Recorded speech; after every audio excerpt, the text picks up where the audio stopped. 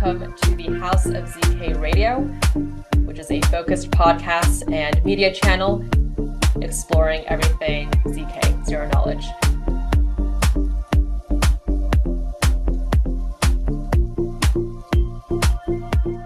Thank you so much, Justin, for joining us today. Really happy for you as well as so many of the members from the EF team to be here today to support this event. So thank you so much, first of all. Well, thank you for organizing, and congrats to you and Ben and the rest of the team. I think this has been a great event so far. Yeah, thank you so much. Really appreciate that. We are also live streaming this on Twitter. Last time I checked, it reached over 100,000 views. So lots of people, even those who could not make it here, are watching. 100,000, that's insane. Yes. Very happy about that number. So to get started, I first wanted to hear some of the motivations behind both Ethproofs and all of the initiatives that the EF has been doing to accelerate ZK. Last time when you gave an interview at House of ZK, that was, I think, back in November, you were speaking about how there were some bug bounty programs available for formal verification. You're also a big proponent for Snark ASICs. And then at that time, Ethproofs was in the making. So very curious to hear about all the kind of the underlying motivation for the EF accelerating, looking into initiatives to accelerate ZK development, and then also relating to Ethproofs specifically, if there were any kinds of gaps that you see in current zkVM industry benchmarking standards. Yeah, so the Ethereum Foundation always had kind of high conviction that ZK would eventually provide a lot of value. And for years, we've been doing a lot of research and development. But what had happened to me personally is that I did a bunch of ZK stuff maybe 4 or 5 years ago, and then I took a break focusing on MEV. And then when I came back, zkVMs were a thing. And I was like, wow, this is amazing. But then I started digging in, and then there's like yet another zkVM and yet another one, and it was all very confusing. I mean, there was a great resource, awesome zkVM by Pia and Alex, but I felt that was not enough. And I had this conviction that the zkVMs basically was this phase transition where we would suddenly reach production use cases. And for Ethereum specifically, there's use cases everywhere. We want to snarkify the L1 EVM so that we can dramatically increase the gas limit. We want to have post-quantum security that involves snarks to aggregate the signatures. We want to snarkify the consensus layer with the beam chain. And we also want to try and fix the fragmentation that we have with the L2s and have faster bridging as well as synchronous composability once you have two L2s that share a sequencer and have the real-time proving. And going back to the gaps that I identified, really, one of the big ones was this lack of a neutral benchmarking place. And so, yeah, we had this idea to use mainnet Ethereum blocks as a realistic workload that is not Fibonacci. This is an actual production-grade workload, and using it as a standard benchmark across all the zkVMs. And for me, it was fantastic because it was a forcing function to get back into ZK. I love ZK. I studied mathematics. This is where I feel at home. And it's also an opportunity to dive deeper into some of the nitty-gritty details of every zkVM. Yeah, absolutely. And about your point for providing that standardized benchmark for like a real production use case, that was a big topic for one of our previous panels. Because everyone was fastest. Yes, that's true. And for a lot of our benchmarking standards today, or like methodologies, a lot of the times we have like simple program logic being proved, or just say single hash functions being proved. But a lot of teams are really now considering, now that we're ready to evaluate actual use cases, to see those in real production, and proving like mainnet Ethereum blocks is just like one of the ways we can do that. Exactly, yeah. Mm-hmm. And I also wanted to ask you a bit about some of the or like what you see the importance is for embracing diversity in zkVM. So for Ethproofs right now, there are actually in just the zkVM industry, there's around 25 plus different teams who are building zkVMs. Quite a few zkVMs on Ethproofs are also participating. So curious to hear about some of the advantages that you see with this multi-zkVM approach rather than, say, enshrining a single standardized zkVM. Yeah, so the strategy that we have in the short term to scale the L1 gas to potentially a gigagas per second is to snarkify in real time the L1 EVM. The problem, well, one of the problems with zkVMs is security. And the strategy that we have in the short term is basically to have off-chain proofs that, as you said, are not enshrined, and to lean on that diversity of zkVMs for security purposes. And this is the exact same strategy that we have for the consensus layer clients and the execution layer clients. Actually, there's this great website, clientdiversity.org, that will show you the adoption of the various clients for consensus and execution layers. And the basic idea is to have maximally uncorrelated failures across the zkVM. So if there's a bug in a library or some part of the stack, it ideally shouldn't affect the other zkVMs. The other great benefit of diversity is that we're in this great moment of experimentation, and there's lots and lots of new ideas. And so it means that we're moving much faster than if it was 3 teams that were pushing the boundaries. And what I've observed empirically is that it seems that each team comes up with like an amazing breakthrough, like mini breakthrough. And when you compound all of the mini breakthroughs across the teams, then you get something really amazing. And we're all leveling up in real time at breakneck speed. It feels like every week we're making a mini breakthrough. Yeah, absolutely. So definitely some advantages both on, well, everyone just getting together, making those breakthroughs, but then also on the security side as well. Mm-hmm. Yeah, it's the only pragmatic way, because the assumption that we have for Ethereum is that every individual zkVM is broken. But if you have a multi-zkVM verifier, so for example, as a validator, you download 5 different proofs, and you say, check if 4 of the 5 pass, then yeah, you can lean on these non-correlated failures. And the hope is that if it's very hard to find simultaneously a block, an invalid block that will make 4 of the 5 verifiers say that the block is valid. Yeah, absolutely. And just going on into some of the implications that come with real-time proving. A lot of zkVMs are coming very close. Some of them have already declared that they reached real-time proving. So curious to hear some of the implications that it has in terms of both snarkifying Ethereum, making it into both a based and native rollup.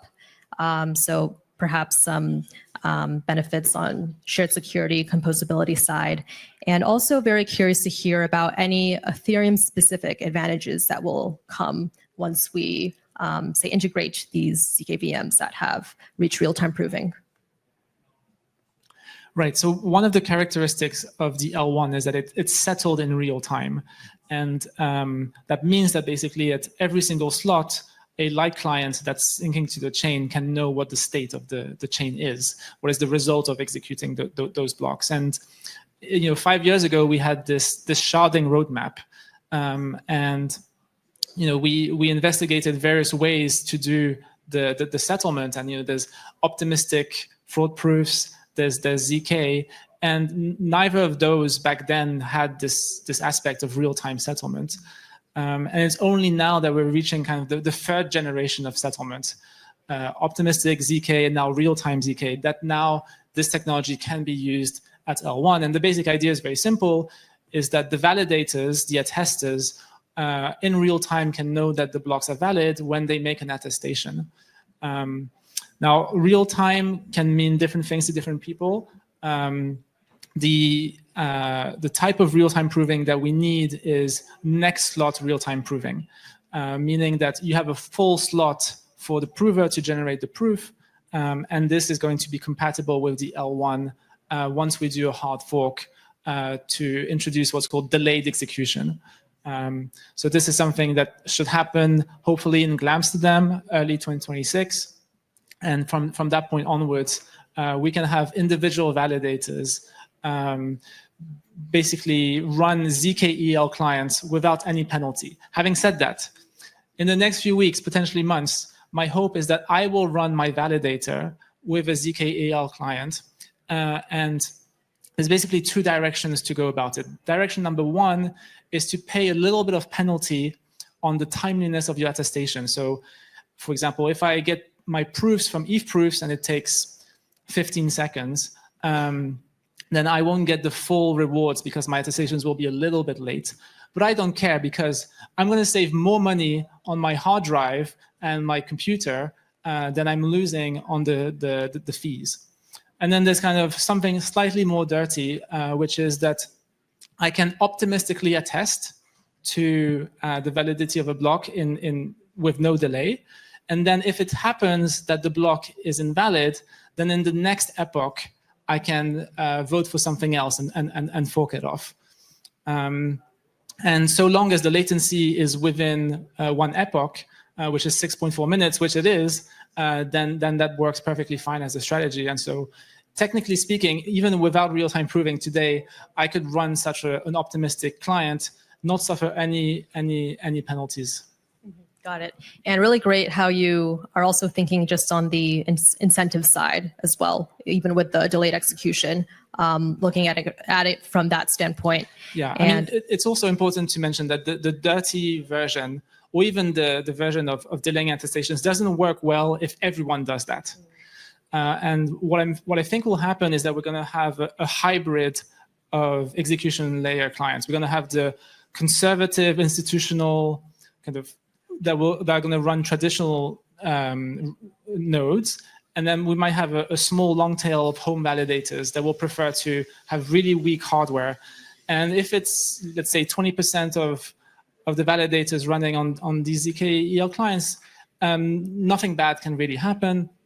It's kind of a win-win for the validators that have to spend less on hardware, and also for the network that gets to incrementally bootstrap and learn along the way and make the integrations necessary for, eventually the end game, which was enshrining everything. Got it. And also curious to hear, so you previously talked about some of the effects that we'll see on the L1 side. How about the user experience and also the prevalence of users on L2? Say if we're able to, scale the L1 to 10K TPS, do we still see a need for L2s? Yeah, I mean, 10K TPS is about 0.1 transactions per day per human.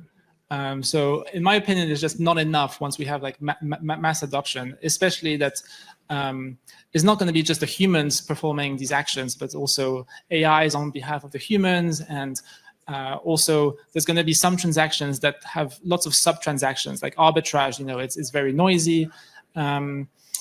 And so, yeah, really what I'm aiming for is 1 teragas. So that's 10 million transactions per second across all of the L2s. So 1 gigagas, 10,000 transactions per second. That's great, but you're maxing out the capacity of the EVM. Past that point, you just can't run the EVM fast enough in order to process sequential transactions that all depend on each other. So you have to scale horizontally, and if we have 1,000 rollups each with a gigagas, that's how you reach a teragas, which is the 10 million transactions per second. And a teragas is 100 transactions per day per human, which is probably more than enough. And so I think we're going to live in this age of abundance of execution, and the real bottleneck is going to be bandwidth, data availability. And the napkin math here is that over the next 10 years, we're going to be able to grow data availability so much that we can reach this 10 million transactions per second. And broadly speaking, there's like three tricks to improve data availability. Like one is to go with rollups and start compressing the data. You get roughly 100x, let's say, over something super naive.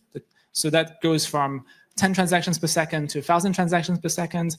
And then you have sharding, like dank sharding, which gives us another 100x. So you get to 100,000 transactions per second.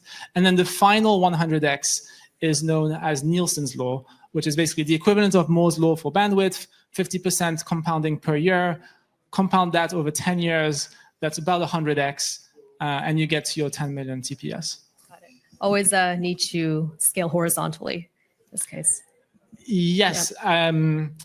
I mean, some chains, have taken the easy path of scaling vertically, and that works until you reach the 10K TPS. But eventually, you're going to hit a hard wall, and your only option is going to be to scale vertically. And I think Ethereum has multiple years of lead on the horizontal scaling. Got it. Mm-hmm. And just on the topic of bottlenecks, you mentioned about the data availability bottleneck, but curious to hear about your thoughts on some of the current bottlenecks that zkVMs are facing. So now that proving costs are no longer too huge of a bottleneck now, are there any types of other challenges that you see zkVMs encountering and really need to prioritize at that moment? Like, for example, with prover accessibility, who's able to generate these proofs? Yeah, so I kind of want to zoom out and look at the big picture of bottlenecks. Like 30 years ago, we broke the first bottleneck of, is this even feasible theoretically? And then, maybe 5 years ago, we broke the bottleneck of, can we prove an Ethereum block? And I remember the PSC team there was like Overjoyed that had this benchmark. They were able to prove the first Ethereum block. And do you want to guess how long it took to prove the block? It took 2 days to prove one block. That was 5 years ago. And then the next bottleneck after that was, can we get the proof cost to be reasonable? Because if it costs $100 to prove a block, that's just not gonna work out. And now we're at a point where it costs single-digit cents to prove a block. On Ethproofs, I believe the average is 4 cents. That's going to go up a little bit, maybe to like 5, 6, maybe 10 cents with real-time proving, because there's the overhead of not fully utilizing the hardware all of the time. But even like 10 cents is an amazing outcome. And so now the new bottlenecks are specifically power. So we're thinking that it would be fantastic if the real-time proving clusters have some bounds on capex and power, and it turns out that power becomes much more of a bottleneck relative to capex. And like the ideal outcome is that the amount of power required by the cluster is the amount of power needed to charge a Tesla. Okay, so a Tesla is 11.5 kilowatts. Which is roughly the equivalent of something like 32 5090s that are run at 350 watts each. I was told that this morning Jeremy from Risk Zero kind of mentioned that they can do that on less than half, only 16 5090s. So we're in a fantastic position to move ahead. We'll see what the other teams do and whether or not Risk Zero can deliver. Right now, we have this one number from SP1 Hypercube that it was using 200. I think they brought it down to maybe 160 4090s. Once they move to the 5090s, they should be able to halve that to maybe 80. And with all the optimizations, hopefully they'll also get to this like 32 GPU number. But tomorrow we have a ZK day as part of interop with various researchers and devs and zkVM teams, and we're going to be discussing what is a reasonable power envelope and capex for these clusters. Got it. And also just on the point with security, I know that Ethproofs really prioritizes that as a property. So there's other popular properties relating to, say, speed and latency, but on the pizza itself, 6 out of the 8 properties are all security related. So wanted to hear from your side, what was the kind of the reasoning for making security like a first class almost like a first-class citizen type of property. And then, for example, one of the properties relating to post-quantum security, which is something that you're also considering very heavily towards just the broader beam chain proposal. Very curious to hear about why that should be something that we should prioritize now. Yeah, great question. So one of the things that I am worried / will be worried in the future is whether or not a ZK rollup will get completely drained. And this might be like the biggest hack of all of history, where like imagine $20 billion on Arbitrum or Base once there's ZK rollups like just get liquidated all in one go. Today we have actually defense in depth because there's the centralized sequencer that will make sure that no bad blocks will get in, and then there's the proof delay or the fraud proof game delay. But eventually where we're headed is no delay in settlement and decentralized sequencing, where now suddenly you are exposed to all of those bugs. And this is part of the reason why we invested so heavily in formal verification of the zkVMs, putting $20 million over 3 years, because it's a systemic risk, right? This would be the equivalent of the DAO, in 2025 or 2026 if a major rollup were to get hacked. Now, for the L1 specifically, we have this luxury of actually not caring so much about security because we have this trick of having the subjective off-chain proofs. This is not something that you can do really with the rollups, where you have to specifically enshrine and choose your proof systems in the smart contract. And so what it means is that you have much more flexibility to fix bugs in real time as they get detected, and also benefiting from the diversity of the operators, which each run like slightly different setups. But yeah, to answer your question, security has always been a super weak point for the zkVMs, just because there's complexity over complexity over complexity. There's there's the compilers, there's the proof system, there's the circuits. And each one of those have potentially multiple layers of complexity within each. And so what we're trying to do is shepherd, I guess, the community in the right direction and provide transparency. And ultimately, the end game is enshrining. So you can imagine 3, 4, 5 years into the future, like picking an actual like single proof system and just enshrining that. But in order to do that, we would need all the pizza slices to be completely green, which includes formal verification of the 3 key layers: the circuit layer, the proof system backend, as well as the compiler that will generate the bytecode that gets run on the zkVM. Got it. So the end game right here is being able to eventually choose a type of zkVM with a specific proof system to be enshrined. Yes, and that's actually something that we will do outside of the EVM for the beam chain first. So for post-quantum signatures, for technical reasons, you actually need to have an enshrined proof. And the reason is that for slashing to work, we all need to agree on what is a slashable message. And so it needs to be enshrined. The good news for the post-quantum signatures is that we can have a minimal custom proof system, which is extremely simple. And we have multiple people in the audience here, actually, who have implemented this. And one of the design criteria is to make it as simple as possible. And we have an initial kind of draft Python spec, and it's only 445 lines of code, I believe, which is absolutely amazing for a full SNARK verifier, which produces extremely small proofs on the order of 128 kilobytes, and also has an extremely fast prover. Got it. And on the hardware side, in terms of hardware acceleration, I'm curious to hear about any types of techniques, any types of methods that you're really optimistic about. I know that you are like a strong proponent towards ASICs as well, especially like SNARK-based ASICs. So very curious to hear any kinds of hardware acceleration techniques that you're looking forward to seeing with some zkVMs are already incorporating some, and any types of developments that still need to be made on that side.